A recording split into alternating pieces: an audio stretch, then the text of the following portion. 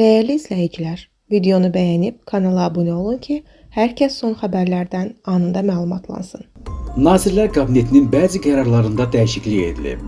Xəbər verilir ki, bununla bağlı Baş nazir Əli Əsədov qərar imzalayıb. Belə ki, Nardaran Tarix Mədəniyyət Qoruğunun ərazisində yerləşən elmi, tarixi və ya bədii əhəmiyyətli olan tarix və mədəniyyət abidələr Nazirlər Kabineti tərəfindən müəyyən olunmuş qaydada qabaqlayıcı konservasiya, bərpa və xüsusi mühafizə dərəcələri tətbiq edilməklə dövlət tərəfindən qorunacaq.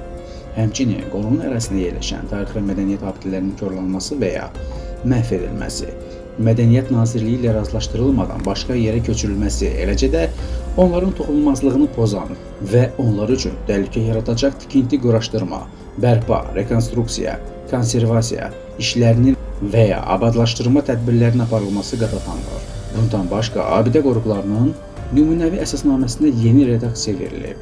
Həmçinin şəhər Dövlət Tarix Memarlıq Qoruğunun mühafizə, bufer zonasının xüsusi hüquqi rejimi haqqında əsasnaməyə görə zonada yerüstü və yeraltı abidələrin korlanması və ya məhv edilməsi, idarə ilə razılaşdırılmadan başqa yerə köçürülməsi, eləcə də onların toxunulmazlığını pozan və onlar üçün təhlükə yaradacaq tikinti, quraşdırma, bərpa, rekonstruksiya, konservasiya işlərinin və ya abadlaşdırma tədbirlərinin aparılması qadağandır.